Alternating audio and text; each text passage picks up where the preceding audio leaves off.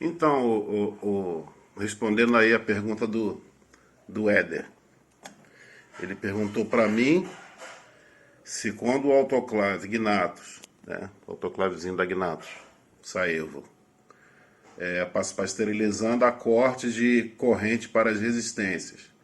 Então eu expliquei para ele que o ciclo dessa máquina se dá por pulsado, né? Aqui, ó. Tá aqui as forminhas de onda aqui, ó. Isso daqui são pulsos de energia, de corrente para a resistência, né? Eu coloquei minha sondazinha aqui, ó, na entrada ali do fotoacoplador. Então aqui eu tenho esse intervalo de tempo de pulso de energia para as resistências, né? A máquina começou a aquecer agora, ela tá completamente fria. Aí eu tenho um ponto aqui em cima do R18 ali, ó, nessa garrinha vermelha, que quando a máquina está fria dá mais ou menos isso aí, ó, de 3 volts, 2,90 e pouco, é o que dá aí. Então hoje a gente vai aqui acompanhar o processo inteiro aqui dessa máquina funcionando, tá? Bom, enquanto ela está aqui aquecendo, vamos aqui matar outra dúvida também, né? Essas máquinas, às vezes, ela dá um problema de torrar os pacotes, torrar o material, a pessoa bota lá água direitinho. Em determinado momento, essa máquina superaquece e torra lá o instrumental. Bom, como eu falei para vocês aí, ó, aqui a minha sondinha do meu osciloscópio, ele está lá na entrada do fotoacoplador, justamente para poder mostrar aqui, ó, que ele está mandando lá para o triac lá esses pulsos de lá no gauge para poder fazer conduzir e ter essa intermitência, né? Ele manda, para, manda, para, manda e para. Aqui, ó, dentro de um amperímetro aqui digital, eu tenho a pulsação da resistência. Aqui o ideal é que se o amperímetro fosse um analógico, né? Que aí você veria ele deflexionando o ponteiro, justamente acompanhando esse corte aí de potência para as resistências.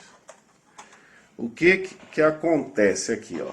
Isso pode acontecer durante o ciclo, e eu já vi máquinas acontecendo isso durante a secagem, né? No momento da secagem, ele vai fazer a mesma coisa, ele vai mandar pulsos menores para a resistência. Em determinado momento, eu peguei um aparelho que na entrada do fotoacoplador estava direitinho, né? Mandando lá a tensão para o gate de forma intermitente, né? Com os pulsos mais rápidos, né? Que ele é bem rapidinho. E no meu amperímetro estava com a corrente fixa de 8 amperes sem oscilação. Então, ali eu identifiquei que eu tinha um defeito do triac, né? O triac ele fechou e não conseguia mais abrir. Eu substituí o triac e aproveitei e troquei também o fotoacoplador, que não sei se de repente ele entrou em curto, pode ter mandado alguma coisa para o fotoacoplador, que troquei os dois componentes e sanei esse defeito. Vamos acompanhar aqui o nosso aquecimento. Já estou aqui com 3 volts, ponto 020. Daqui a pouco a gente volta. Bom, a gente está agora com 7 minutos e meio de aquecimento. Já tenho aqui uma tensão de 3,2 volts. Os meus pulsos aqui, ó, começaram a ficar mais fechadinhos, ó. E nesse momento, com mais ou menos 3,251, ela dá uma pausa aqui, ó, no aquecimento da resistência, tá? Isso é normal, dependendo da versão do EPROM. A que eu estou aqui, como é uma máquina de 21 litros, é a versão 00. Incrivelmente, eu não sei porque, eu já peguei versões de placa iguais, com funcionamento diferente. Eu não sei se de repente os caras lá mexem no software e não faz qualquer aviso ou correção, ou de repente acessos às bits, que eu não tenho porque eu não sou autorizada, pode até ter correções de software com um funcionamento diferente desse. A temperatura continua subindo, ó, né? Aqui conforme vai aumentando a temperatura, vai aumentando ali a tensão. E os meus pulsos para as resistências, ó, vocês podem perceber que agora elas ficaram menores, né? Então agora eu tenho pouco tempo de aquecimento e mais tempo com a resistência desligada. Nesse estágio é normal essa versão de software fazer isso. Não só a Gnatos, mas sim, também como a Cristófori também tem essa característica que durante o aquecimento, antes do fechar da válvula, ele dá uma pausa no aquecimento, justamente para poder estar ajudando ali a homogeneização da temperatura, para que depois, no final, quando ela for passar para esterilizar, eu tenha um controle maior sobre isso. Lógico que dentro das térmicas, dentro do autoclave lá dos pacotes, isso deve ter algum tipo de ciência, justamente para poder dar tempo, talvez, dos poros do papel grau cirúrgico, que já deve estar úmida, começarem a abrir para poder a penetração do vapor. Então, nesse modo aqui, ó, ela dá um intervalo bem comprido e manda pulsos curtos de tensão para o gate do nosso triaco, para ele poder conduzir. Já estamos com 10 minutos de aquecimento. Vocês podem perceber que as primeiras colunas lá do nosso gráfico eram mais curtas o tempo, né, de resistência ligada. E com o tempo aqui eles vão se alargando, aumentando gradativamente o tempo que as resistências permanecerão ligadas. Aqui eu já tenho quase 3,5 volts de tensão em cima da minha sondinha que eu coloquei lá no R18 do circuito. Tem até um videozinho com o esquema dessa parte que eu fiz o reverso da placa para te poder justamente estar estudando isso. Então eu voltei aqui com a largura do meu osciloscópio aqui, demonstrando que nesse estado ela está mandando uma constância de tempo maior da resistência ligado e menor desligado.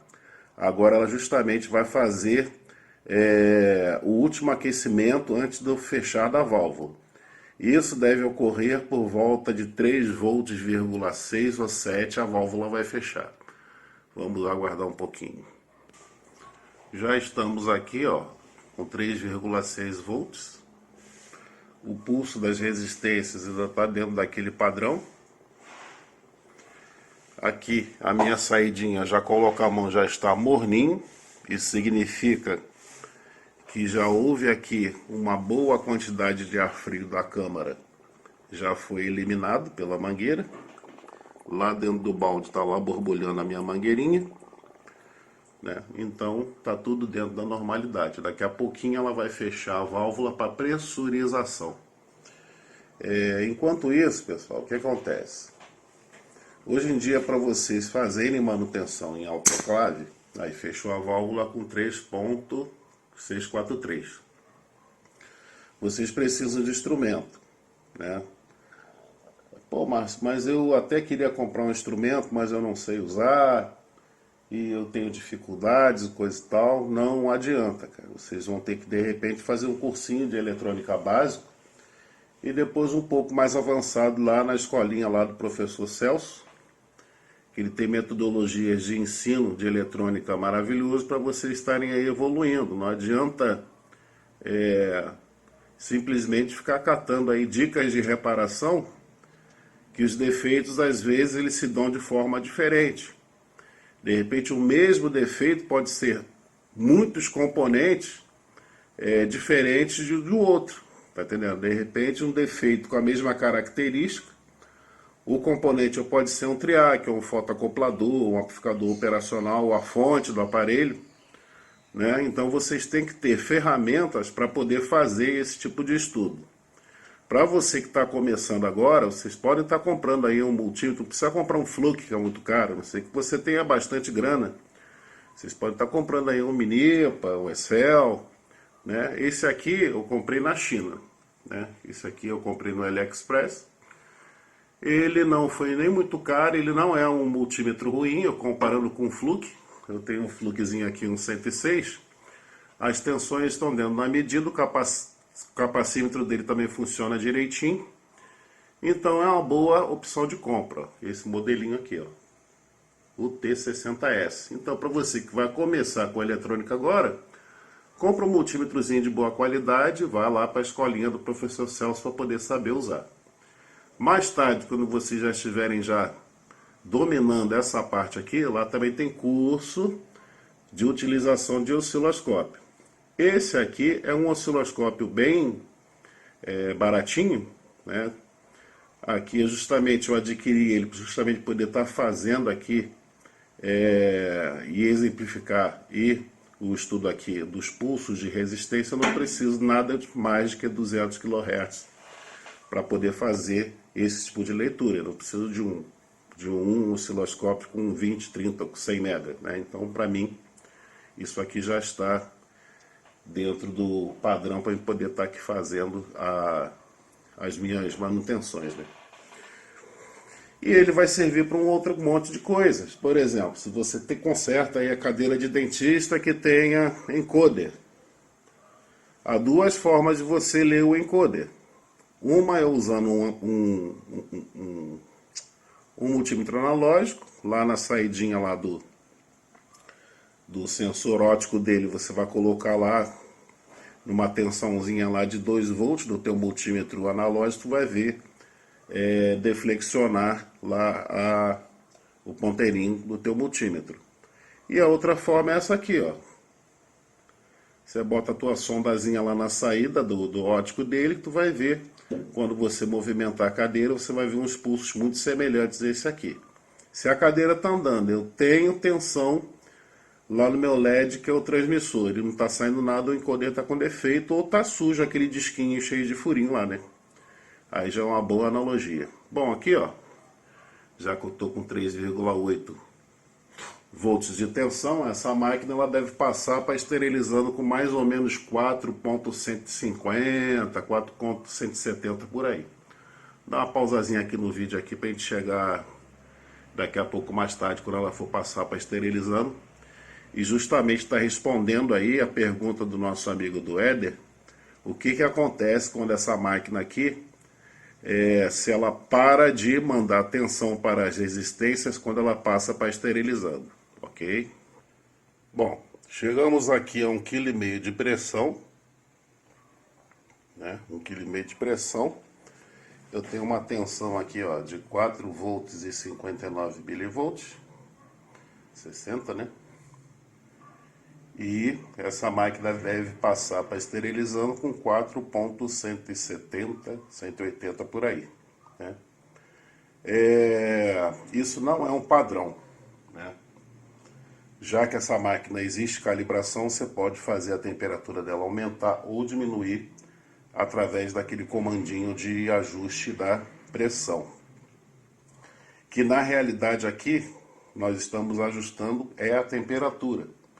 Porque essa máquina aqui, quem controla a temperatura é um sensor.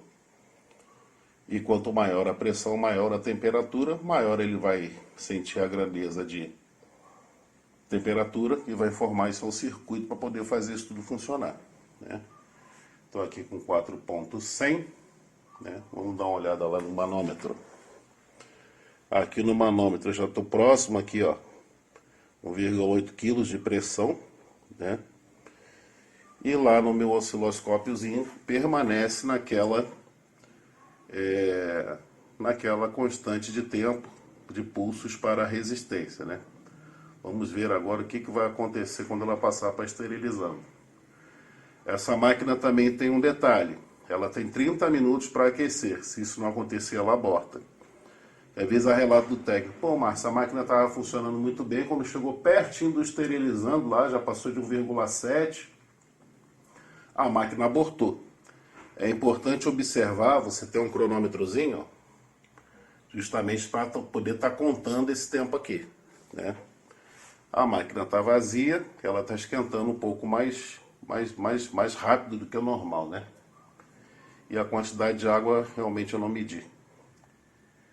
E também influencia bem aí na hora da fervura, né? Do aquecimento. Vamos lá, ver quanto está de pressão aqui agora. Ó, 2 kg de pressão. Bom, mas chegou em 2 kg, não passou por esterilizando. Esse barulhinho é da borracha da tampa, que de vez em quando ela dá uma dilatada, faz esse barulhinho, mas não tem nada de problema não. Daqui a pouco ela vai dar aquele pulso de abertura e fechamento da válvula para justamente estar caindo aí em esterilização, né? Vamos aguardar agora mais um pouquinho para ver a máquina passando aqui para esterilizando, para justamente estar matando a dúvida do nosso amigo Éder aí, que perguntou o que acontece quando passa para esterilizando.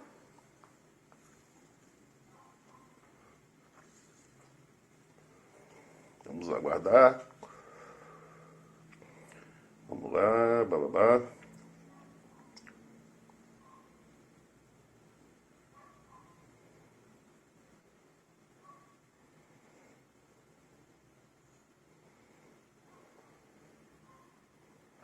Ó, já cortou a resistência. Ó, que tá pronto naquele ponto que eu falei mais ou menos para vocês, ó.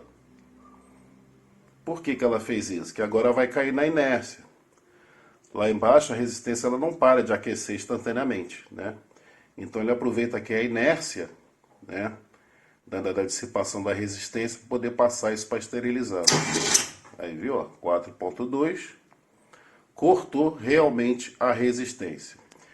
Então ali ainda vai continuar evoluindo a tensão, e como eu te falei, a água lá embaixo ela não parou de ferver, né? A resistência está cortada, mas como eu tenho uma dissipação ainda da própria chapa da câmara, aquela fervurinha ainda faz a nossa a temperatura subir um pouco mais, consequentemente a pressão, né? Aqui está cortado ainda. Ela está aqui com 2,3. Caraca, mas 2,3 vai explodir, não sei o que, mas isso aqui é o ajuste depois ela para descer um pouquinho mais aí essa temperatura. Mas como eu estou com a resistência em corte aqui, ó, essa pressão ela vai descer conforme a máquina for esfriando. Eu estou aqui com essa tensão de 4,217 aqui, ó. Daqui a pouco vocês vão ver essa tensão cair, né? E voltar a pulsar aqui a resistência. Vamos aguardar. Aqui, ó, chegou lá em 4,2, voltou com os pulsos de corrente para resistência. Vocês podem perceber que os pulsos agora ficaram mais curtos, né? Por quê? Porque eu não preciso de tanta potência nas resistências, já que eu alcancei a pressão desejada. Então agora ele vai começar a controlar ali a temperatura, né? Ó, deu um intervalozinho de tempo, ele vai aquecendo um pouquinho, daqui a pouco ele para justamente para poder manter a pressão. Já que eu alcancei a pressão, não preciso de potência com aquele intervalo de tempo em cima maior de energia lá na resistência. Aqui, ó, manômetro bateu lá em 2 kg de pressão, ó, certinho. Se ficar assim, é o melhor dos ideais, é que fique assim, ó, a máquina funcione com 2 kg de pressão, né? Então aqui continua lá as intermitências, né? Como eu falei, a máquina deu uma esfriada naturalmente, eu já tenho aqui, ó, 4.180 de tensão, né? Na entradinha lá do meu operacional, através aqui do R18, que eu coloquei minha gigazinha lá no R18, ó, a gente poder estar medindo aqui a tensão, e funciona assim. Então, Éder, quando essa máquina passa para esterilizando, ela realmente corta tensão para as resistências. Aí a válvula vai abrir e fechar, e ela vai controlar ali a resistência através de pulsos de resistência. Quanto menor tensão eu tenho aqui, ó, mais largo é o meu espaço, quer dizer, quanto menor a tensão que eu tenho lá na entrada do amplificador, mais largo é o meu intervalo de tempo. Conforme ele vai aquecendo, esse tempo diminui na resistência. Não sei se você consegue perceber ali, ó, que eu tenho umas ondas mais largas e umas mais fininhas, né? Então a função é essa, né? Ele vai controlar aqui agora, durante esses 16 minutos que ela vai ficar em esterilização, justamente isso. Opa, esfriou. Eu aumento o meu tempo de corrente para resistência. Opa, esquentou. Esquentou, diminui esse tempo, né? Espero ter matado a tua dúvida aí. Valeu? O vídeo ficou meio chato hoje, mas tá bom, né? Então é isso aí, pessoal. Dica de hoje. vocês têm que investir em instrumento e em conhecimento. Não adianta fugir disso, porque manda usar para mim, Márcio, qual é o defeito, não sei o que, sei lá. Pô, cara, mede lá a saída do regulador para ver se tem 5 volts. Ah, pô, mas eu não sei o que é o regulador, não sei o medir, não tenho multímetro. Ferrou, filho, não tem como não. Não tem como ajudar dessa forma, né? O ideal é que vocês passem o máximo de coisas que está acontecendo, ó, Márcio. A resistência é nova, verifiquei o circuito, o sensor tá bom, a tensão do regulador é 5 volts, a máquina está revisada, no caso de Cristófilo eu já troquei a pasta térmica, não tem vazamento. Vazamento é inimigo de controle de temperatura em autoclave. Se tiver vazamento, a minha tensão lá no multímetro fica louca e eu não consigo regular a máquina e a máquina fatalmente vai abortar. Bom, então o videozinho de hoje é isso aí. Eu fiz até hoje no telefone, né, que a câmera está sem bateria, e é aquele mesmo pensamento, né, cara? A melhor ferramenta que você pode ter na sua vida, Deus já te deu, ó. Tua mente. Valeu? Obrigado aí para vocês aí. E até o próximo videozinho.